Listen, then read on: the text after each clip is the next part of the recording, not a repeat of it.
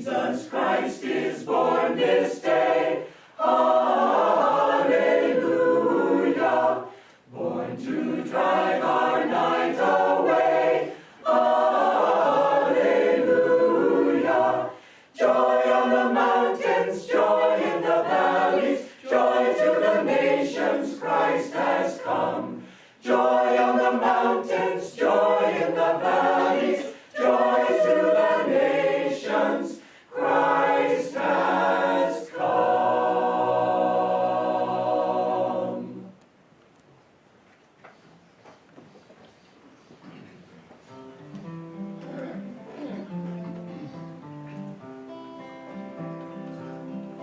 Long ago there was a little shed, there 3 mighty kings did bow their heads to a gentle babe of low degree, whom men called the Son of Mary. Who tell to me this mystery, how a tiny babe in a manger lay? Could so many hearts through love persuade this holy Son of Mary?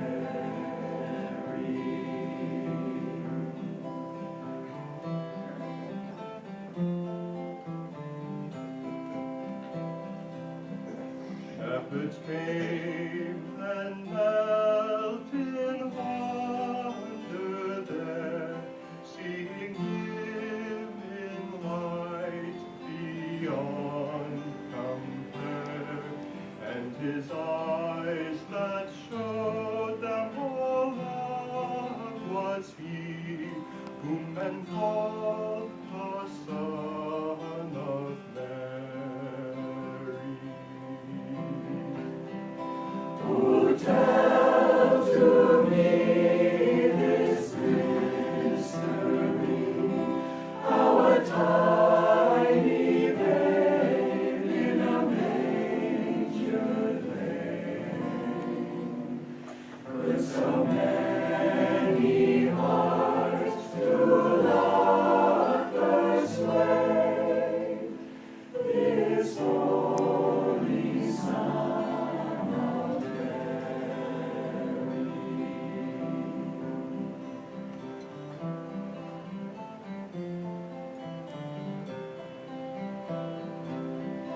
Wonderful it was that Christmas day, how from far and near they came to pray, how from far they glimpsed His majesty, whom men call the Son of Mary.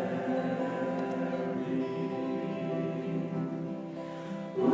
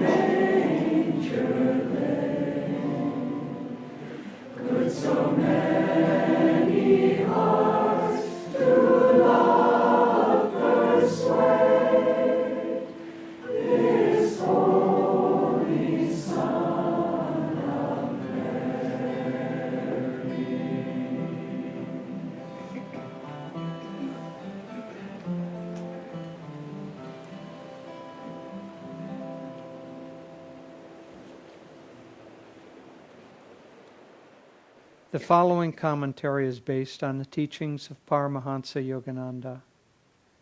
Divine vision is the opposite of worldly sight.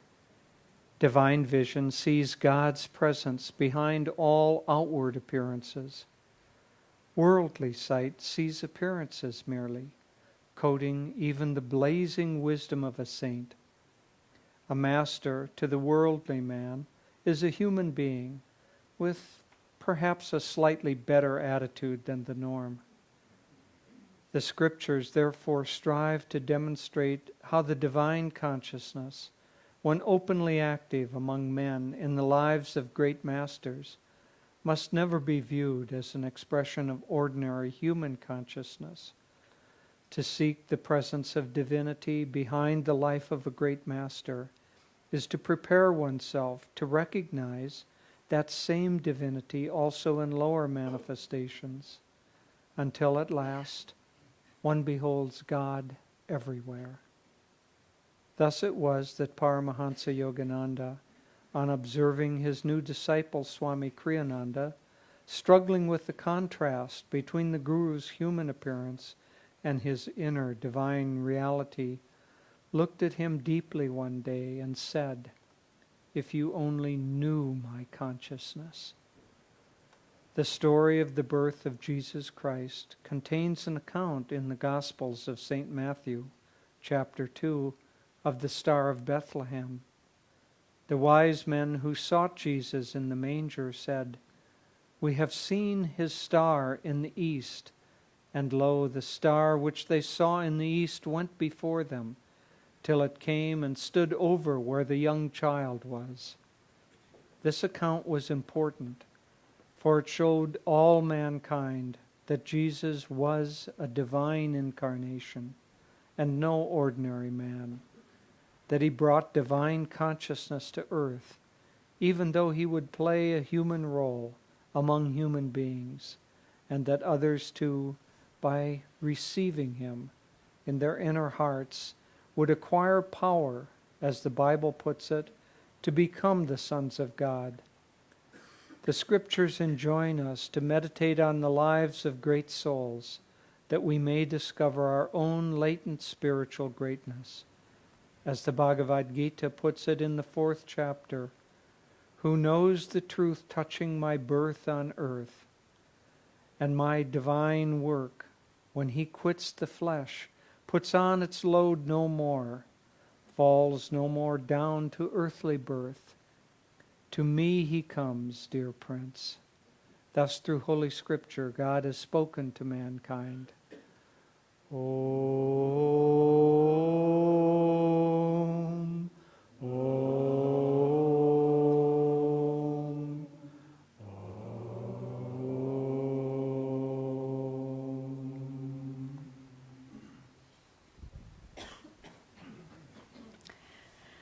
Well, I also want to wish you a good morning. It's so wonderful to be together in our spiritual family at this time of year, and especially on a day like this. It's a very good kind of metaphor for the spiritual life. Life outside of the spirit is filled with upheaval and dis-ease, but life in the spirit is filled with warmth and peace and joy. So let me start by reading a prayer poem from Master from Whispers from Eternity. This is Demand for the Opening of the Spiritual Eye to Find God in Everything. My eyes are enthralled, O Father, with the beauty of earthly flowers, with life's passing scenes, and with the sailing silent clouds. Everywhere all I see hints at thy hidden presence. Open that eye in me which sees only thee. With that gaze may I behold thee above, beneath, all around, within and outside me. Teach me in all things to see only thee. Open in me that eye which beholds everywhere thy hidden but ever subtly reigning wonder.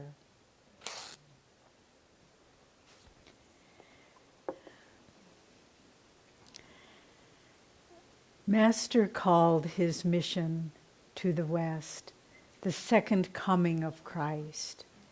And he wasn't saying that Christ appeared again in the body, but what he brought to all of us was a new understanding of the Christ consciousness, of that reality which dwells in, as it says in this beautiful prayer poem, in reigning wonder within all of us. And the link between our line of gurus and that wondrous day that Tim described so movingly. Thank you, Tim, for all you give in those beautiful stories. Master also tells us that the three wise men were in fact three of our line of gurus, Babaji, Lahiri Mahashaya, and Sri Yukteswar. And the Star of the East, as Master explains, the mystical meaning is, of course, the spiritual eye, the eye of awakened inner sight that enables all of us to see the subtly reigning wonder in a world that seems without light, that seems without joy, that seems without meaning or hope. But when that spiritual eye is opened, as it was for those three magi, those holy men who came to us again as our line of gurus, when that eye is open, we're guided by it. And we can see God's presence even in the humblest of circumstances. I remember some years ago, Swami was introduced to a woman who had come to one of the satsangs. This was in San Francisco. He'd never met her before.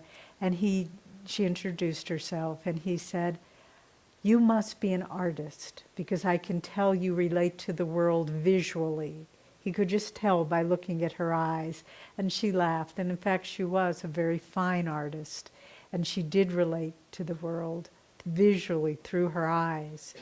But for us, there's a deeper way that we can relate to the world. And that's the light, the mark of God that shines from the foreheads of those, that eye of awakened understanding. And one can see it. One can see it in someone who is relating to the world from that point. And so these three wise men coming from the East, and if we want to get even perhaps a little bit more esoteric, the tradition in Tibet and India was that in the 13 years that Christ was not mentioned in the Bible, he returned the visit to those three wise men, and he went to Tibet and India to visit them. But first they came to him, and they were guided by that inner star. And what did they find? Going across, perhaps from distant lands, and just as Tim described, they came to a shed in a poor district of Israel, outside the little city of Bethlehem. And it was a time of great unrest in that part of the world. The Romans, which really represented the law of will and the law of human will and human power, it was dominating then. And people's faces were shaken, and they had to acknowledge that that law was ruling their land. But then something began to change. It says in the Bhagavad Gita, whenever evil predominates, then I will incarnate again and again to destroy evil and reestablish virtue.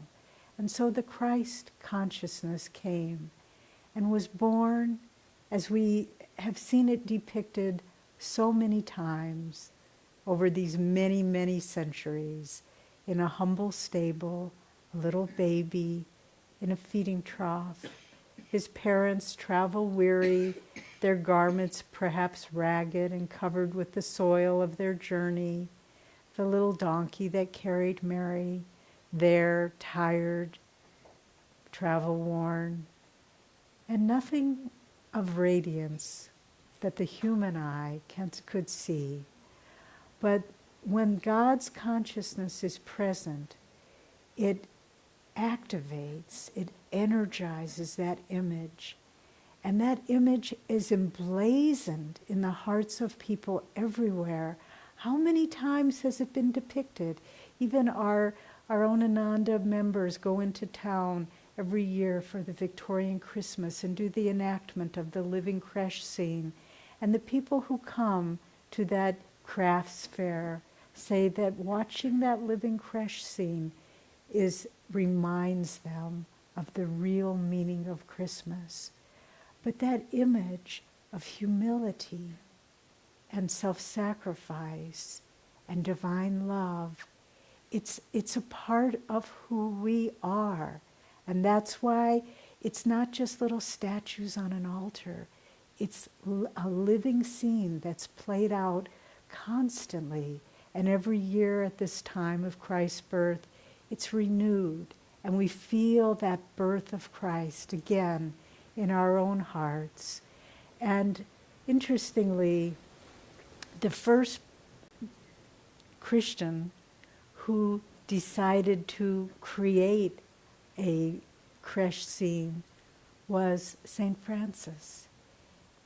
He who was blessed throughout his life with visions of Christ, who was the first Christian who was graced with the signs of the crucifixion, with the stigmata. And at one Christmas time, he and the monks were gathered in their little shed, and he got a little doll, and he put it on the altar. And it was from that time forward that people began to create the creche scene. But so identified, in fact, was St. Francis with the birth of Christ. His mother and father in Assisi in the 10th, 11th century were rich merchants. His father was a rich fabric merchant, and they had a beautiful home. You can go to Assisi and see it. But Francis, when it was time for him to be born, and his mother, Donna Pica, was in labor, the baby would not come. And they didn't know what to do.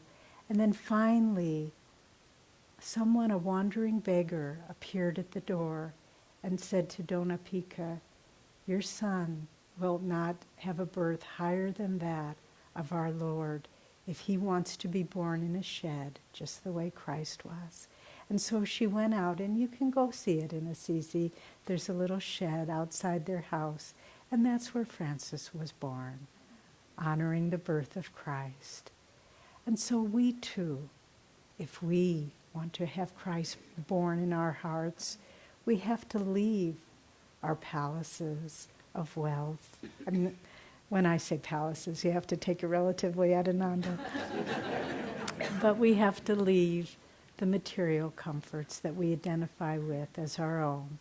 And we have to choose that life as the baby Jesus modeled for us, that says, "I am the lowest of the low, despised of men." And yet in that humility, that's where the Christ consciousness can be born in our own hearts.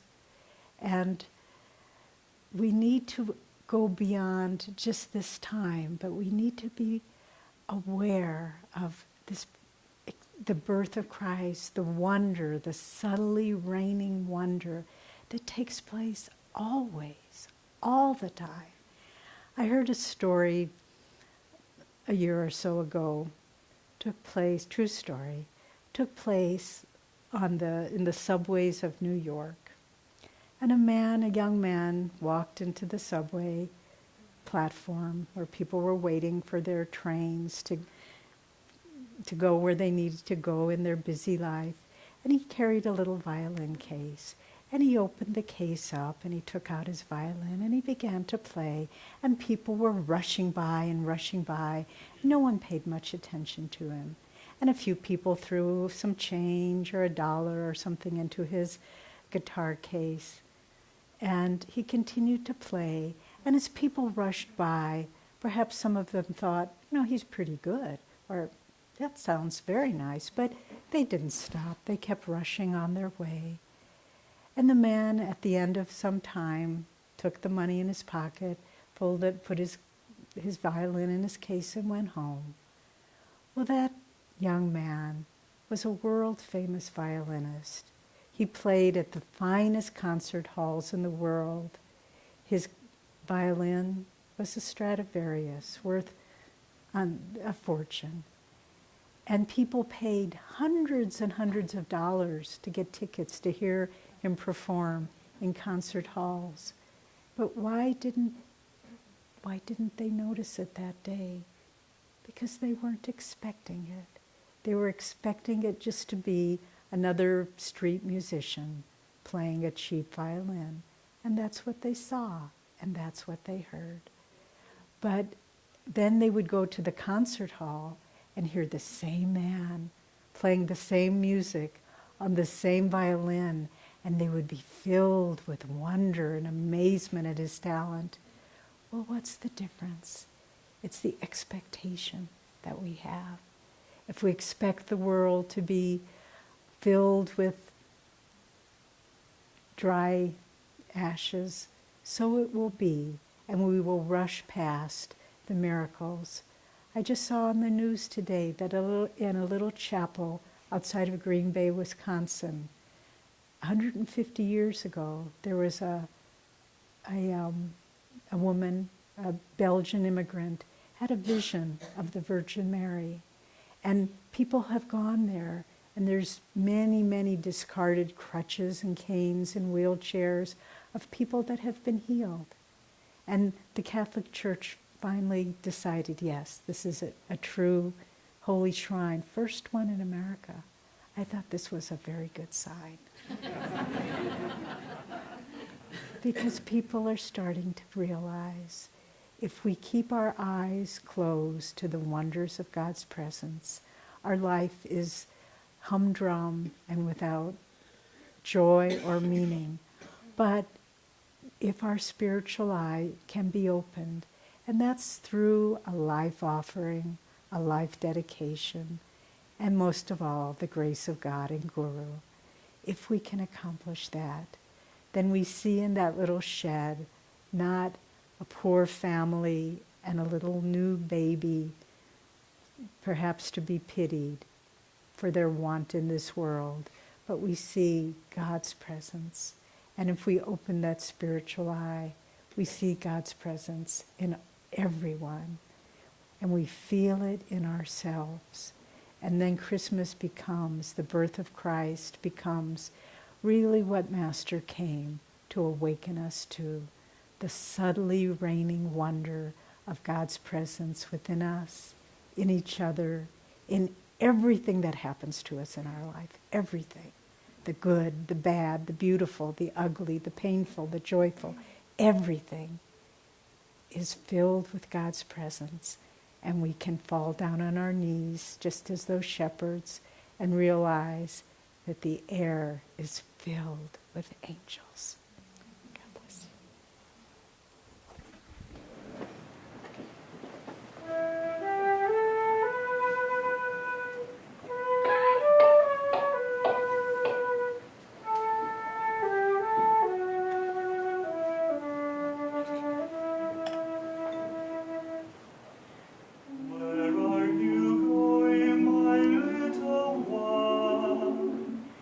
In all peace and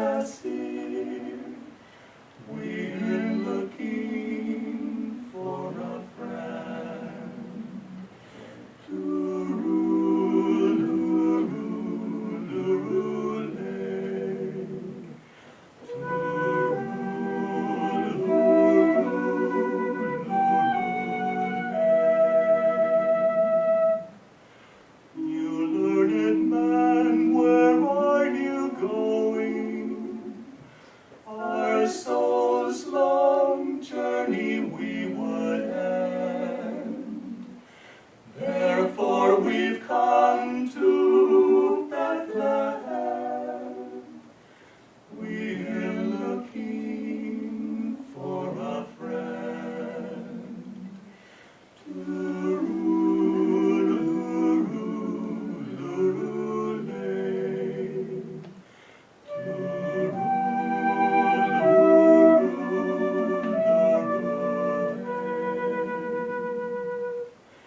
Good people, let me come with you. Perhaps he's just around this bend. But whether near or far, I too have been looking for a friend to